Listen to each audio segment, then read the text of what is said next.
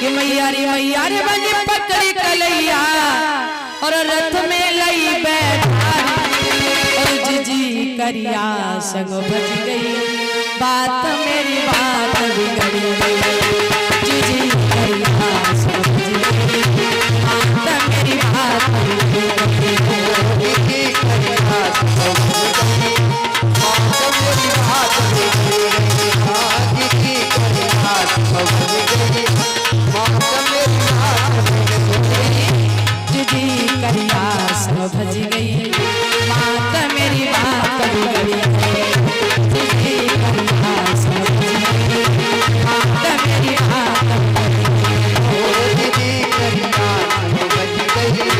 बात मेरी बात बिगड़ी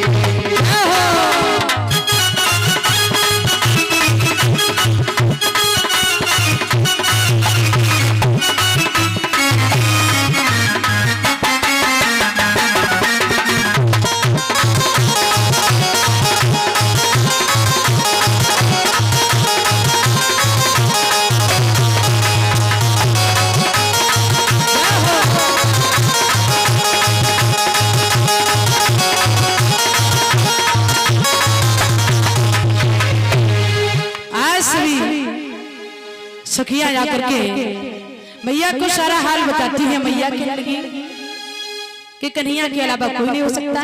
अरे सखियों कोई बात नहीं, ले जाने दो। और जैसे ही रुकम ने सुना, रुकम कहने लगा ले नहीं जाने दो। अरे अभी तक तो वो दही खाता रहा, मक्खन खाता रहा, आज उसने दही के धोखे चूना चाटने की कोशिश की है और आज उसका मुंह बिगर फटा नहीं बचेगा। आज हुकुम पाल जाकर के कन्हैया की अंगाई को घेर लिया और कहने लगे हैं कि हे कन्हैया, यदि तुम हमसे युद्ध में जीत जाओ तो हमारे बहनोई हो, अन्यथा तुम्हारी मौत होगी। भगवान कन्हैया ने जैसे ही रुकम पाल को देखा है तो रथ को खड़ा कर लिया। रुक्मिणी हाथ जोड़ करके बोली भैया, और कन्हैया से कहती है नाथ मैंने आपसे अभी तक कुछ नहीं मांगा, लेकिन आज मांगती हूँ कि आप हमारे भैया का प्राणों का दान दे दीजिए। कन्हैया कहते हैं अगर तुम कहती हो तो कोई बात नहीं, लेकिन रुकम पाल कहने लगे अरे अभी तक तो गायों चराने का काम शुरू करते रहे, मक्खन खाते रहे, लेकिन आज से तुमने लड़कियां चुराने का धंधा शुरू कर दिया। और सुनो, अगर हमसे जीत जाओ तो हमारे बहनोई, अन्यथा तुम्हारी मौत होगी। कन्हैया कहने लगे अच्छा तो दो हाथ हो जाए।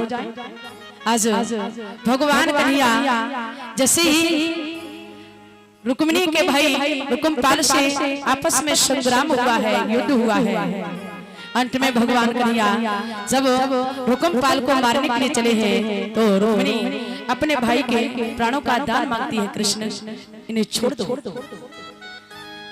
इधर जब भगवान कन्हैया वापस नहीं पहुंचे हैं तो बलराम ने मन में विचार किया कि बहुत देर हो गए, लेकिन अभी तक कन्हैया वापस नहीं आए। उसी समय एक लड़के ने बलराम को बताया है कि किसी लड़की का पत्र आया था। जैसे ही बलराम ने इतना सुना, बलराम ने हल मूसल को हाथ लिया, सारी सेना को तैयार किया और कुंदनपुर में जब बलराम पहुंचे हैं तो क्या देखा है कि भगवान कन्हैया उनके रथ में एक बड़ी सुंदर कन्या बैठी है। उसी समय आज बलराम पूछने लगे कन्हैया ये कौन है? तो उसी समय भगवान कन्हैया समझाते हैं अपने भाई को